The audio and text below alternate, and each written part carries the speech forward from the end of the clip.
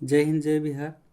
आज हिंदी का एकदम महत्वपूर्ण उच्चारण स्थान दे रहे हैं, जो आपको मैट्रिक बोर्ड में तो एक नंबर का एकदम आना ही आना है। साथ साथ किसी भी कंपटीशन क्षेत्र में आप जाइएगा सर्विस के लिए, उसमें भी एकदम निश्चित रूप से ये कंठ उच्चारण स्थान देता है आपको।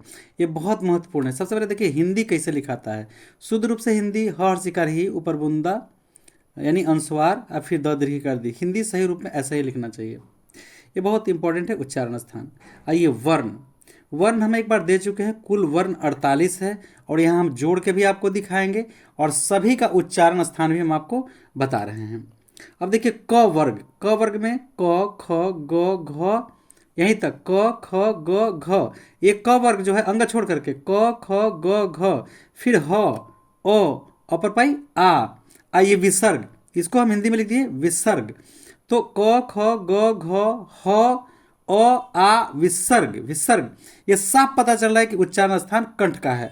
ये कंठ से इसका उच्चारण होता है। अब बोल के देखिए क ख ग घ ह अ अ, ये कंठ से उच्चारण स्थान हो रहा है। तो आप बोल के भी प्रयास करिएगा तो जल्दी सीख जाइएगा कि इसका उच्चारण स्थान। फिलहाल हम लिख के भी दे दिए हैं कि किसका उच्चारण स्थान कहाँ है। यानी कवर्ग का उच्चारण स्थान कंठ से है, जिसमें ह ओ आ और विसर्ग होता है। अब नंबर 2 में आता है ह्रस्व ई दीर्घ ई। ऊपर रेफ दे देंगे तो दीर्घ ई हो जाएगा। ह्रस्व ई दीर्घ ई च छ ज झ य श तालव्य श। ये तालु से उच्चारण होता है। ठीक है, तो इसका ऐसे भी फॉर्मूला भी होता है च वर्ग तालु। च वर्ग वाला जो जितने हैं, ये च वर्ग वाले जितने हैं वो तालु से होते हैं। जिसमें सब नहीं कह सकते, इसलिए गलत हो जाता है। ह्रस्व ई दीर्घ ई च छ ज झ, ये नहीं य और स। तो क वर्ग कहना गड़बड़ हो जाएगा। क वर्ग में अंग भी मेरा आता है, इसलिए बात पर ध्यान दीजिएगा। क वर्ग कंठ में जो होता है क ख ग घ ह ओ अपर भाई आ अविसर्ग, ये कंठ से हो गया। बोल के भी देखिएगा ह्रस्व ई दीर्घ ई च छ ज झ य और तालव्य स, ये तालु से उच्चारण स्थान है इसका। बोल के भी देखिए आपको पता चलेगा, ऊपर तालु से उच्चारण होता है। ट ट ठ ड। देखिए बुंदा दे देंगे तो र हो जाएगा। एकदम ध्यान दीजिएगा, हम र आगे दिखाएंगे। ये ड है। ट ठ ड ढ। एगो अढ़ होता है, देखिए हम नीचे दिखाएंगे अढ़। ये है मेरा ड और ये ढ है। देखिए ध्यान रखिएगा ड ढ है। ट ठ ड ढ र मूर्धन्य स ड़ी, ये मूर्धा से उच्चारण होता है। इसको मूर्धा से उच्चारण देखते हैं, मानी कहाँ से आवाज निकलता है तो मूर्धा से। देखिए ट मूर्धा ऊपर वाला सट रहा है जीभ जाके। ठ ड ढ र तालव्य श ड़ी, तो ऊपर वाला जो तालु मतलब जीभ के ऊपर जो रहता है उससे उसको मूर्धा कहते हैं। अब त थ द ध न ल स, ये दांत से होता है। त देखिए त बोलने से दांत में आपका सट रहा है जीभ। त थ से भी सट रहा है, द से भी, ध न ल स, ये सब दंत से उच्चारण स्थान होता है। इसका उच्चारण स्थान दंत से नहीं, दांत का सहारा लेना पड़ता है। अब प फ ब भ म, देखिए म नहीं, प फ ब भ हरस उ दीर्घ उ। देखिए ये ओठ का सहारा लेना पड़ता है इसमें, इसलिए इसका उच्चारण स्थान ओष्ठ है। ओष्ठ माने ओठ। देखिए प दोनों ओठ सट जाता है, प फ भी बोलिए तो, ब भी भ भी, उ हरस्व उ दीर्घ उ, तो इसमें ओठ ऊपर नीचे कुछ अलग अलग करना पड़ता है। तो ये इसका उच्चारण स्थान ओठ से है। उ हरस्व उ दीर्घ उ, देख रहे हैं ओठ, ओठ में एक आकार आ रहा है आपका, तो इसका उच्चारण स्थान ओष्ठ से होता है। अंग, ये देखिए इसमें अंग के बारे में थोड़ा सा आपको बता देते हैं। अंग कैसे होता है। अंग ये देखिए ऐसे, इस तरह से अंग। एक लेखिका लिखी है माँ के देखिए गोद है, माँ के गोद में बैठा हुआ बेटा। तो अंग इस तरह लिखना चाहिए, ये ध्यान रखिएगा। ये जहाँ गबड़ा है ना, ये नीचे धंसा हुआ भाग, इस पर ये अंग का ये बुंदा पड़ता है, ये ध्यान रखिएगा। ठीक है, तो क्या क्या है अंग, ये अंग लिखा हुआ है। अंग का उच्चारण स्थान कंठ और नासिका है। अंग कंठ से बोल रहे हैं और नाक से बोल रहे हैं। अंग कहता है कि नकिया आ रहा है, तो अंग कंठ से और नाक से, तो अंग कंठ और नासिका से इसका उच्चारण स्थान है। आगे देखिए इय, इय तालु से और नासिका से, ई य, तालु से और नासिका से नाक का सहारा लेना पड़ रहा है। न जैसे नारायण, नारायण टवर्गी न में होता है नारायण, न में टवर्गी न होता है, मूर्धा और नासिका नारायण, इसमें नाक का भी सहारा लेना पड़ता है और मुंह का भी सहारा, मूर्धा का भी सहारा लेना पड़ता है। तो टवर्गी न का उच्चारण स्थान क्या है, मूर्धा और नासिका।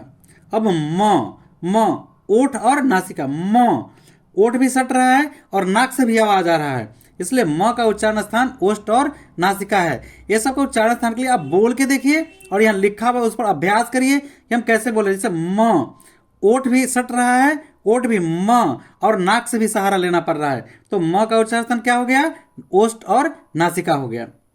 अब ए, इसको ए कहते हैं, इसको अ कहते हैं। इमें एगो एकले छिपा रहता है, ई ए है और ये दो एकले अ है, तो एगो ए ई हो गया, ऊपर एकले हो गया, तो इसको अ पढ़ते ए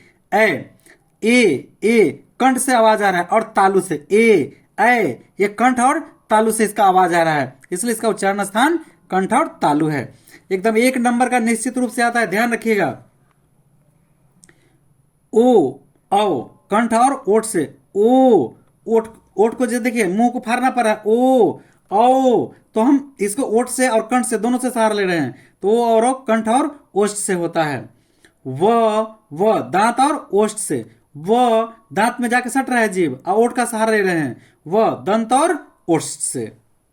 अब देखिए अनुस्वार है, देखिए यहां जैसे क लिखते हैं, क अनुस्वार कन, तो ये पाई के ऊपर ही नहीं रहेगा बुंदा, तो ये अनुस्वार कहलाता है। अनुस्वर नहीं, अनुस्वार, व पर पाई वा, अनुस्वार ये नाक से होता है, अनुस्वार अनुस्वार, तो अनुस्वार जो होता है क्या, नाक से उच्चारण स्थान होता है, अनुस्वार अन, तो अनुस्वार अन नाक से उच्चारण हो रहा है, इसलिए इसको नासिका कहते हैं।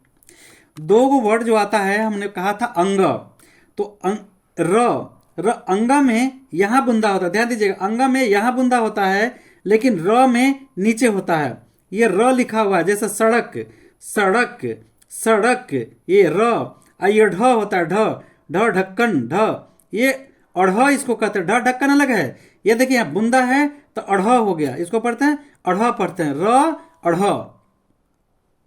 ये सब वर्ण को आप गिनिएगा तो ये जाके आपको 46 है, और र और मिला देंगे तो कुल वर्ण 48 हो जाता है। ठीक है, टोटल वर्ण आपका, इसको गिन लीजिएगा, ए टू जेड को, अनुस्वार विसर्ग सबको लेके गिन लीजिएगा, आपको 46 है, और र अढ़ मिला के कुल आपका 48, ये आपका वर्ण हो गया। अब थोड़ा अनुस्वार के बारे में जानिए। अनुस्वार अन, अनुस्वार एवं विसर्ग अयोगवाह कहलाता है, अयोगवाह कहलाता है।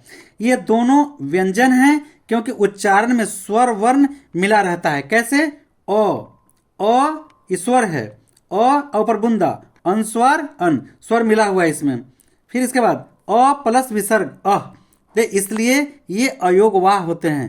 अब अयोगवाह का हम थोड़ा सा आपको परिभाषा बता देते हैं कि अयोगवाह क्या होता है, जरा ध्यान दीजिएगा।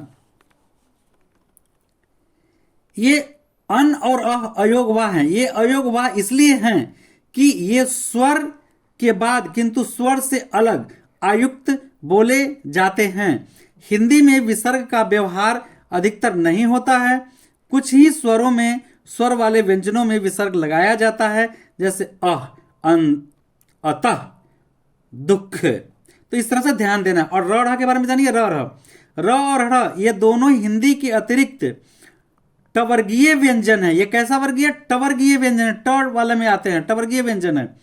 ये शब्द के शुरू में नहीं आते हैं और इनका किसी व्यंजन से संयुक्त रूप में भी नहीं होता है। ये ध्यान रखिएगा, ये दोनों वर्ड के लिए, र और ढ़ के लिए। तो ये आपको बहुत इंपॉर्टेंट है, आपको बोर्ड से लेकर के आगे क्लास आईए बी एम ए पीजी कहीं भी करते जाइएगा और कंपटीशन के लिए भी जाइएगा तो ये सवाल आपको एकदम आता है, उच्चारण स्थान निश्चित रूप से, इसलिए याद कर लीजिएगा इसे। जय हिंद, जय बिहार।